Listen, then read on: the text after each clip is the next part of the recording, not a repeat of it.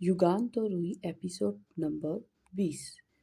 युगांत जो वहां पर गुस्से से तमतमाता हुआ खड़ा था, उसकी हरकत देख वह तेजी से उन दोनों के पास चला गया और उसने पीछे से गंगाराम के बालों को मुट्ठी में भींच लिया और उतनी ही तेजी से उसे पीछे की तरफ खींच लिया, जिस कारण गंगाराम की पकड़ रूही के बालों में से कमजोर पड़ गई और रूही एक कदम पीछे चली गई और वह अपनी फटी आंखों से युगांत को देखने लगी। उसे बिल्कुल भी यकीन नहीं था कि वहां पर युगांत उसे बचाने आएगा, लेकिन युगांत जो देखकर उसका दिल धक धक करने लगा। उसके चेहरे पर हल्की सी मुस्कान आ गई और वह एकटक युगांत को देखने लगी। युगांत ने गुस्से से गंगाराम को पीछे की तरफ खींच लिया और उतनी ही बेदर्दी से उस सर ऊपर करके अपनी दहशत भरी आवाज में चिल्लाकर बोला, सिर्फ रानी नहीं रानी सरकार, इस राणा सरकार की अर्धांगिनी मिसिस रूही युगांत सिंह राणा। युगांत की बात सुनकर रूही एकदम से शॉक हो गई। वह किसी को जब भी उसके बारे में बताता अपना नाम लगाकर ही बताता था और वह हर बार उसे यह एहसास दिलाता था कि वह उसकी बीवी है। हर हक से वह सिर्फ और सिर्फ उसकी है। लेकिन क्यों? जब भी उसने उसे कोई अधिकार नहीं दिया, ना उस पर कोई अधिकार जताने की वजह दी थी, फिर वह हर बार उसे हक क्यों जताता था? यह बात अभी तक रूही को समझ नहीं आई थी और वह अपनी भरी हुई आंखों से उसे देख रही थी। वहीं युगांत की बात सुनकर गंगाराम एकदम से पागल हो गया और वह बौखलाते हुए बोला, वो सिर्फ मेरी है, आज से नहीं, तभी से, जब से। वह आगे कुछ बोलता उससे पहले ही युगांत ने उसके मुंह पर जोरदार घुसा मार दिया। उसके इतनी जोर से उसके मुंह पर मारा कि गंगाराम के होंठ फट गए, उसके दो दांत टूट गए और उसके मुंह से बुरी तरीके से खून निकलने लगा। रूही ने देखकर एकदम से शॉक हो गई। डर के मारे उसके हाथ पैर कांपने लगे। युगांत ने जोर से गंगाराम को जमीन पर फेंक दिया जैसे ही कोई गंदगी हो और वह रूही की तरफ बढ़ने लगा। तब तक गंगाराम के आदमी भी युगांत की तरफ भागते हुए आ गए, लेकिन युगांत के बॉडीगार्ड ने उन्हें संभाल लिया था। युगांत ने रूही की तरफ देखा तो वह अभी भी उसे ही देख रही थी, जिसे देख युगांत की आंखों में जो अब तक खून उतर आया था, उसके चेहरे पर थोड़ा सा सुकून आ गया। उसने रूही के गाल को हाथ लगाकर उसे प्यार से सहलाते हुए अपनी दीवानगी भरी आवाज में पूछा, तुम ठीक तो हो ना माऊ? तुम्हें कहीं चोट तो नहीं लगी? रूही अपनी पलकें झपकाकर उसे बार बार देख रही थी, जिसे देख युगांत उसे फिर से पूछा, माऊ तुम ठीक तो हो ना बच्चा? कुछ तो बोलो, मैं वेट कर रहा हूँ तुम्हारे जवाब का। रूही उसे अपलक देखे जा रही थी। उसके मुंह पे कुछ भी नहीं निकल रहा था। उसका गला बुरी तरीके से भर आया था। उसे बहुत ज्यादा रोना आ रहा था। इतने साल बाद किसी ने पहली बार उसके लिए आवाज उठाई थी। उसे बचाने के लिए आज कोई आया था। आज सिर्फ सिर्फ लोगों से बचते और छुपते आई थी, लेकिन आज युगांत ने उसकी जान बचाई थी और उसका मान सम्मान भी। इस वक्त रूही का दिल और दिमाग पूरी तरीके से हिल चुका था। तभी किसी ने युगांत को पीछे से पकड़ लिया, जिसे देख युगांत का चेहरा फिर से गुस्से से भर गया और उसने अपनी गर्दन को डरावनी तरीके से मोड़ दिया। जो देख वहां पर गंगाराम का आदमी खड़े थे, जो एक दो नहीं लगभग पांच छह थे, जिसे देख युगांत ने एक हाथ से उस आदमी की गर्दन को पकड़ा और दूसरे हाथ से दूसरे आदमी का हाथ, और फिर एक झटके से घुमाकर उन्हें जमीन पर पटक दिया।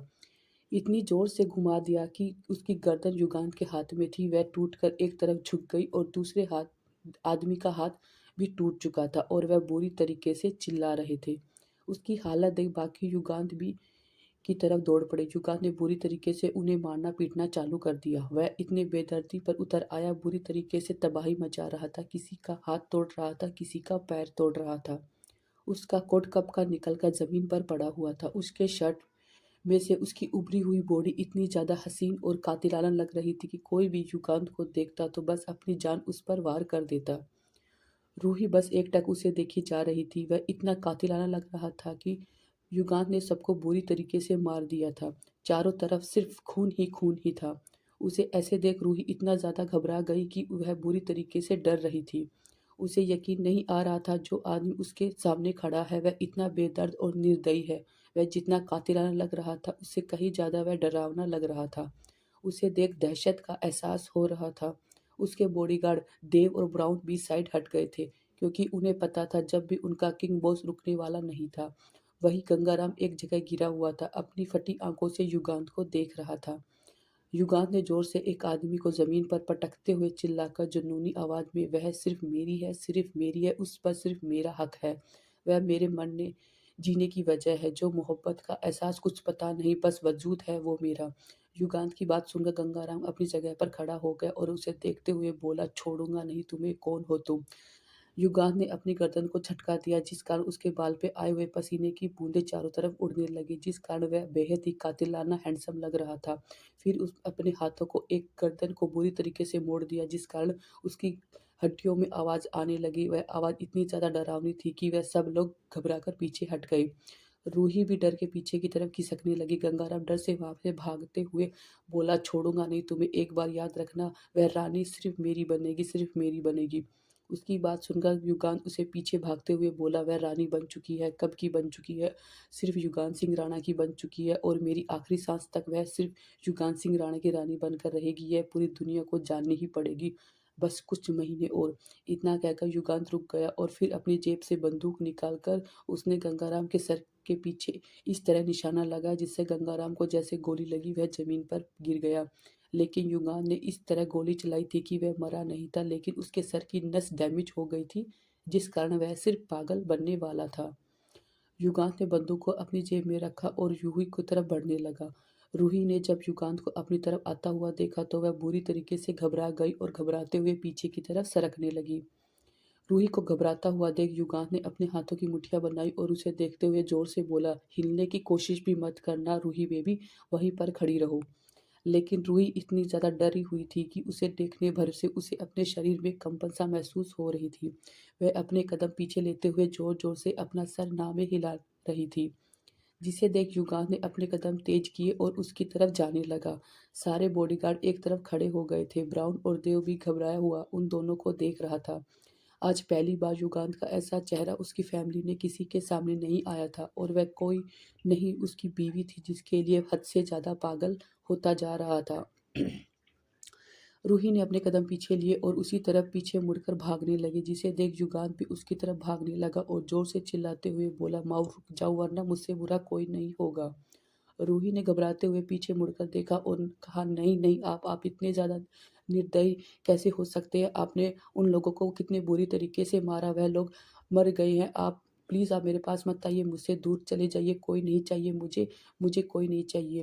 कहते हुए रूही बुरी तरीके से रोते हुए भाग रही थी। युगांत ने उसे गुस्से से देखा और उसके कदम लगभग भागते हुए रूही के पीछे चला गया। लेकिन रूही अपने होश खोकर भाग रही थी, जिसे देख युगांत के हाथ में नहीं आ रही थी। जिसे देख युगांत ने अपने हाथों की मुट्ठियां बनाई और बॉडीगार्ड को देखते हुए जोर से चिल्लाकर बोला, तुम सब लोग मेरा मुंह क्या देख रहे हो? तुम्हें क्या मैं मेरा मुंह देखने के लिए लाया हूँ?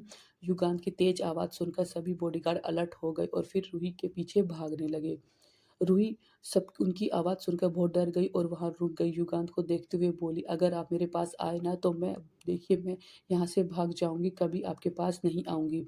युगांत ने अपनी मुट्ठियाँ ज़ोर से बंद की और गुस्से से घुर्राते हुए ज़ोर से चिल्लाते हुए अपनी खतरनाक आवाज़ में बोला, मिसेज़ राणा, भूल कर भी अपने मुँह से यह शब्द लाना नहीं। कितनी बार तुम्हें कहा है, बार-बार तुम्हारे मुँह से यह शब्द निकला तो जिस जगह वह आदमी था ना, उस जगह तुम होगी। मुझे कोई फ़र्क नहीं पड़ेगा, तुम पागल बन जाओ, तुम्हारे हाथ-पैर टूट जाएँ या फिर तुम्हारा मुँह सिल जाए। मुझे तुम चाहिए, मतलब तुम चाहिए। तुम सिर्फ़ मेरी हो, मुझसे दूर जाने का हक तुम्हें नहीं है, ये हक मैंने तुम्हें कभी नहीं दिया।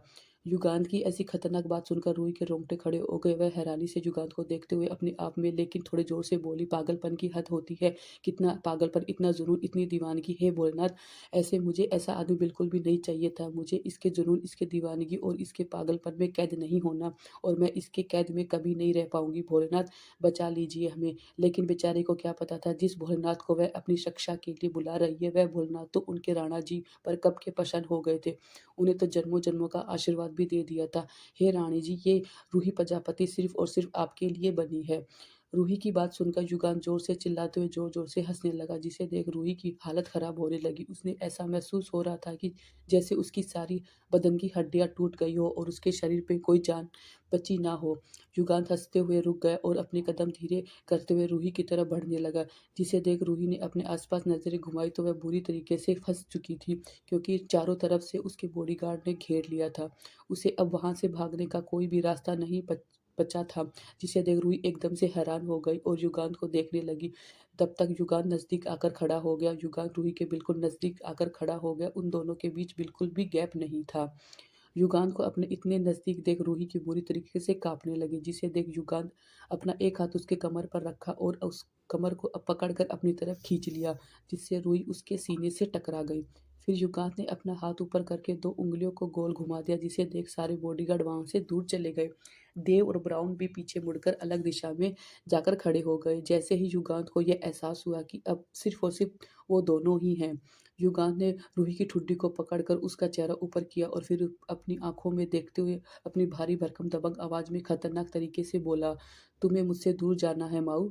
हाँ, से समथिंग माऊ।" युगांत का खतरनाक लहज़ा देख रूही को बहुत रोना आ रहा था। उसने अपनी डबडबाई आँखों से उसे देखते हुए हाँ में गर्दन का इशारा किया, जिसे देख युगांत ने उसे देखकर क्रूर मुस्कान दी और उसके होठों पर अपने होठ रख दिए और उसे पैशनेटली चूमने लगा।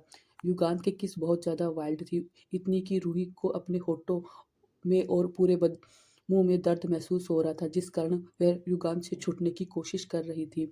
लेकिन युगांत ने उसे लगभग किस करता पकड़ा हुआ था। लगभग 5 से 10 मिनट बाद जब रूही की साँस उखड़ने लगी, तब उसे बेहोशी की हालत होने वाली थी, तब युगांत ने उसे छोड़ दिया। रूही को ऐसा लगा जैसे उसकी साँस रुक जाएगी, लेकिन तभी युगांत ने उसे छोड़ दिया। जैसे ही युगांत ने उसे छोड़ा, रूही गहरी-गहरी साँस लेने लगी। वह साँस लेने के लिए स्ट्रगल कर रही थी, जिसे देख युगांत ने उसकी पीठ को हल्के हाथों से रब करना शुरू कर दिया, जिस कारण रूही को बहुत बेहतर महसूस होने लगा और कुछ ही पल में वह नॉर्मल भी हो गई। इस वक़्त उसका पूरा चेहरा बुरी तरीके से लाल पड़ चुका था, होठ सूज गए थे। जैसे ही रूही नॉर्मल हुई, युगांत ने उसके गालों को अपने सख्त अंगूठे से सहलाते हुए फिर से अपनी सख्त लहज़े में खतरनाक तरीके से पूछा, "माऊ, क्या तुम मुझसे दूर जाना चाहना है? बताओ मुझे, मेरी कैद में इस रिश्ते में आज़ाद होना चाहती हो?" युगांत के इतनी खतरनाक तरीके से कह रहा था कि रूही आत्मा तक हिल गई थी। वह अपना सर नामे हिलाते हुए बोली, "किस बेवकूफ़ ने आपको यह कहा राणा जी? आप मेरे पति हैं राणा जी, मैं आपको छोड़कर कैसे जा सकती हूँ राणा जी? राणा जी, आप तो मेरे राणा जी हैं ना? आप कैसे सोच सकते हैं कि मैं आपसे दूर जाने की कोशिश भी करूँगी? बिल्कुल भी नहीं राणा जी।" रूही के मुँह से बार-बार राणा जी सुनकर युगांत का दिल ज़ोरों से धक-धक करने लगा। रूही के होठों को धीरे से स्मूथ करते हुए कहा, "इस बेवकूफ़ ने कहा था मुझसे, लेकिन लगता है इस बेवकूफ़ को अच्छे से अकल आ गई है। अगर नहीं तो मेरे पास इससे भी बेहतर तरीका है समझाने का।" युगांत इतना कहकर युगांत उसे क्रूर मुस्कान दी और जिसे देख रूही एकदम से गड़बड़ा गई और युगांत के सीने में छुप गई। उसकी हरकत देख युगांत ने भी उसे अपने बाहों में भर लिया और बेहतर डरावनी तरीके से मुस्कुराते हुए अपने मन में बोला, तुम सिर्फ मेरी हो, तुम सिर्फ मेरी हो, मुझसे दूर जाने का ख्याल भी अपने ज़हन में लाना पाप है। समझी तुम, और जाना पाप तुम्हारे हाथ कभी ना हो, वरना तबाही मचा दूँगा। तुमने जो मेरा यह रूप देखा, यह बस पहली सीढ़ी है, कुछ नहीं देखा बाकी। तुम माऊ, अगर मेरी बेदर्दी और बेरहम का तुम्हें पता लग जाए तो तुम मुझसे दूर जाने का ऐसे सोचने भर से भी काँप जाओगी। जैसे ही रूही युगांत के सीने से लगी, उसकी थपथपा कम हो गई, जिसे महसूस कर युगांत ने उसे गोद में उठा लिया और फिर शान से चलते हुए आगे बढ़ने लगा। रूही का चेहरा अभी भी युगांत के सीने में छुपा हुआ था। युगांत को लाकर रूही जो गाड़ी में बिठा दिया और फिर देव और मैसेज कर दिया।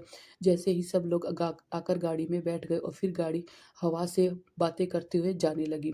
वहीं रूही अपना चुपचाप सर झुकाकर बैठी हुई थी। उसे ऐसे देख युगांत ने हाथों की रब करते हुए पूछा, "तुम ठीक तो हो ना बाबू?" रूही ने अपनी पलकें उठाकर युगांत को देखा, फिर धीरे से बुदबुदाते हुए बोली, "इतना डराने के बाद आकर मुझसे अब पूछ रहे हैं मैं ठीक हूँ या नहीं, भेड़िया कहीं का। इसे तो किसी जंगल में छोड़ देना चाहिए ताकि फिरता रहे आऊँ आऊँ करते हुए। आया बड़ा मुझसे डराने वाला।" कहते हुए रूही मुँह बड़ा बिगाड़ कर फिर से नीचे देखने लगी। युगांत उसे पार्टीशन ऑन कर दिया और फिर उसके पैर को पकड़कर उसे सीधा सीट पर गिरा दिया। रूही ने हैरानी से उसे देखा, तब तक युगांत ने उसके ऊपर चढ़ गया था। उसे रूही के दोनों हाथों को पकड़ लिया और उसे सर को ऊपर रखकर फिर से हाथ से उसके गर्दन को ऊपर कर हल्का सा टेढ़ा कर दिया और उसके गर्दन पर जोर से काट लिया। युगांत ने इतनी जोर से काटा कि रूही के जोर-जोर से चिल्लाने लगी। आगे बैठे देव और ब्राउन की चिल्लाहट सुनकर घबरा रहे थे। दोनों के माथे पर पसीना आ गया। पता नहीं क्या चल रहा था दोनों के दिमाग में, बस यही चल रहा था क्या?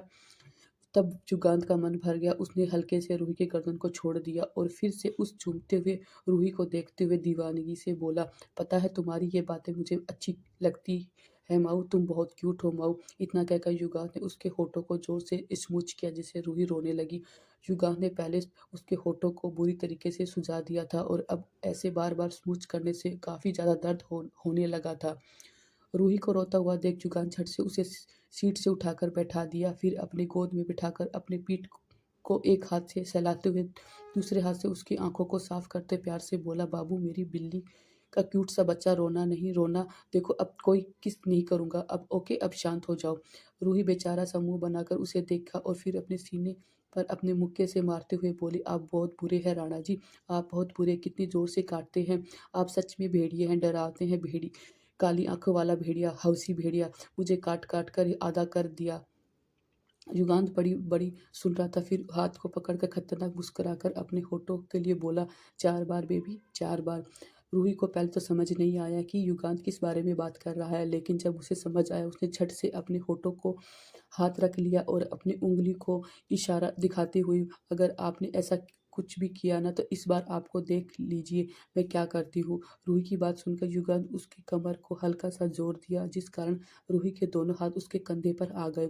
युगांत ने उसे अपने होठों पर तिरछी मुस्कुराहट लिए बोला, दिखाओ ना माऊ, मैं तो यहाँ देखने के लिए बेचैन पड़ा हूँ, सिर्फ तुम्हें देखने के लिए। युगांत की ऐसी बात सुनकर रूही का रोम रोम खड़ा हो गया, उसने होठ हल्के हल्के कांपने लगे, चेहरा बुरी तरीके से लाल होने लगा जिसे देख युगांत को काफ़ी अच्छा महसूस हो रहा था। वह उसे और ज़्यादा परेशान करना चाहता था, लेकिन उसकी हालत देखते हुए उसने अपने विचार को वहीं पर लगाम दिया और उसका सर पकड़कर अपने सीने पर रख दिया जिससे सर को थपथपाने लगा। ऐसे करने से रूही को बहुत अच्छा महसूस हो रहा था और वह कुछ ही पल में नींद की आगोश में चली गई। वह किसी बिल्ली की बच्चे की तरह उसे लिपटी हुई थी जिस कारण वो इस वक्त बहुत मासूम और प्यारी लग रही थी। युगांत ने उसके माथे को चूम लिया और फिर अपना फ़ोन निकाल कर राम को मैसेज कर दिया, thank you for watching my story video guys. Guys मेरे चैनल को सब्सक्राइब करना ना भूलें।